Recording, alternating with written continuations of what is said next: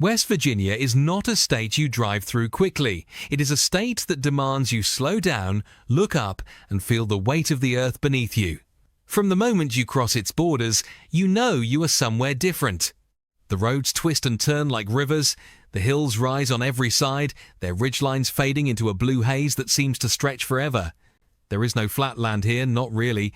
The mountains own everything. And that is exactly how it has always been. The river that refused to die. Let us begin with the water, because in West Virginia, water is older than anything else.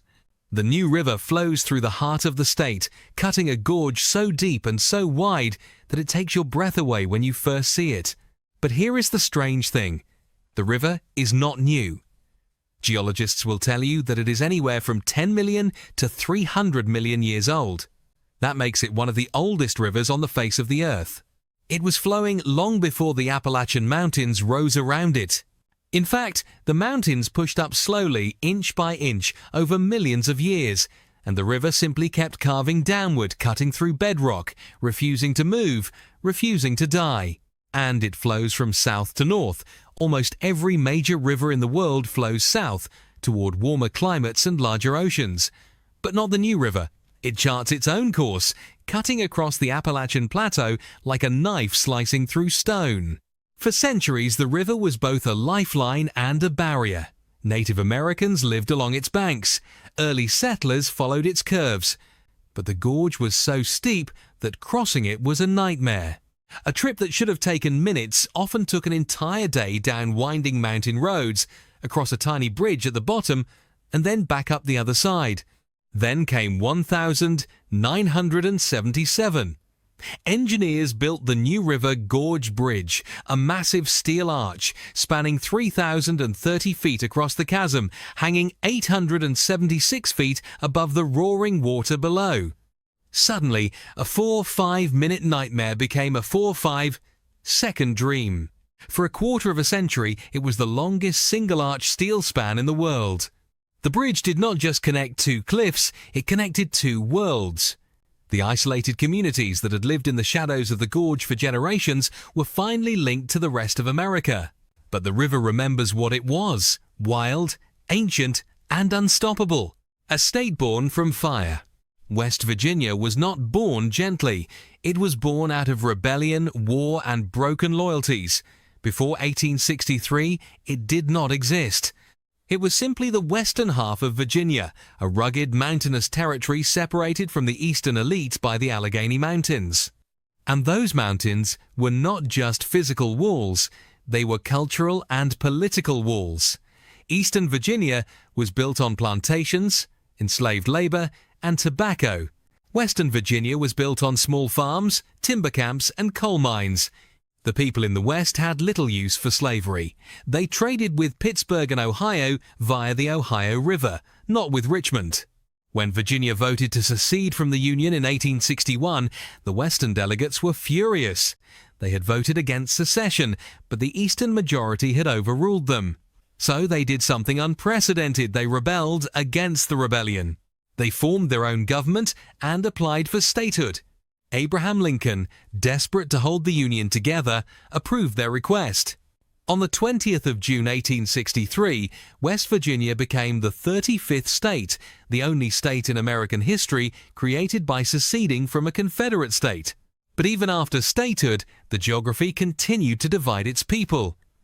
The northern counties, centered around Wheeling, were industrialized and connected to the Great Lakes. The southern counties, centered around Charleston, were agricultural and culturally tied to the south. Transportation between the two was agonizingly slow because of the mountains. A trip from Wheeling to Charleston could take days.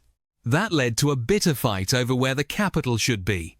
For years, it bounced back and forth like a ping-pong ball, from Wheeling to Charleston, back to Wheeling, then back to Charleston again, 4 moves in total, all by steamboat down the Ohio and Kanawha rivers.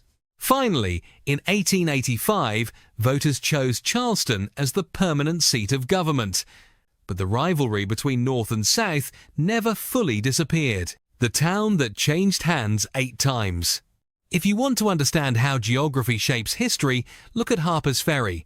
This tiny town sits at the confluence of the Potomac and Shenandoah rivers, right where the Blue Ridge Mountains part like a curtain. In the 18th century, rivers were the highways of America. Harper's Ferry was a prime intersection. George Washington himself chose it as the site for a federal armory, a place where weapons were manufactured and stored. Decades later, in 1859, a radical abolitionist named John Brown led a raid on that very armory, hoping to seize its weapons and spark a slave rebellion. The raid failed, and Brown was executed. But his attack terrified the South and galvanized the North. It became one of the sparks that ignited the Civil War. When war came, Harper's Ferry became a hotly contested prize. It controlled access to the Shenandoah Valley, the breadbasket of the Confederacy, and it was just a train ride from Washington, D.C. Over the course of the war, the town changed hands no fewer than 8 times. It was captured, recaptured, burned, rebuilt, and captured again. Today, Harper's Ferry is a quiet, historic town. But if you walk its cobblestone streets and look up at the mountains that surround it, you can still feel the weight of history pressing down on you. The bunker beneath the resort. Not all of West Virginia's secrets are ancient. Some are deeply modern and deeply chilling. During the Cold War, the US government needed a secure place to evacuate Congress in the event of a nuclear attack. They found it beneath the luxurious Greenbrier Resort in White Sulphur Springs. For 30 years, they secretly built a massive fallout shelter under the resort, complete with sleeping quarters, dining halls, medical facilities, and a television studio. It was designed to house over 1,000 people for up to 60 days, and nobody knew. Workers were told it was a telephone switching station. Guests played golf and enjoyed spa treatments, completely unaware that an entire underground city lay beneath their feet. It wasn't until 1992 that a Washington Post reporter uncovered the secret. The bunker was decommissioned shortly after. Today, you can turret walk the same corridors where senators rehearsed emergency procedures and imagine what it was like to hide from Armageddon. West Virginia's mountains didn't just protect its people from winter winds, they protected the highest levels of American government. The mountain that breathes ice.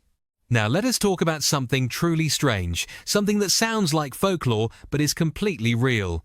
In Hampshire County, there is a mountain called Ice Mountain. Its flank is covered with loose boulders, a talus slope.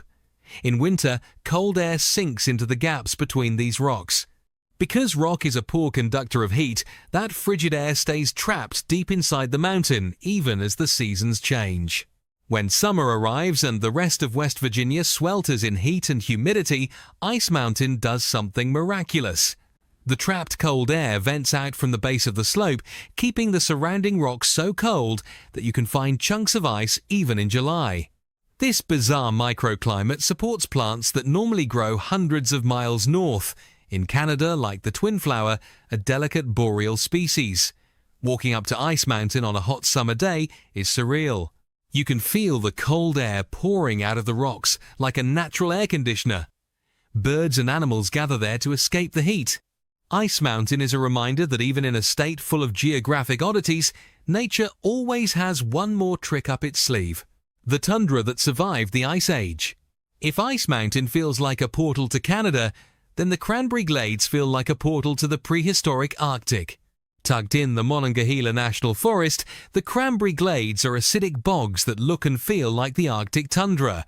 The ground is spongy and peat-filled, you cannot walk on it without sinking. The air is cool and damp, even in summer. And the plants are otherworldly carnivorous pitcher plants and sundews that trap and digest insects to survive in the nutrient-poor soil.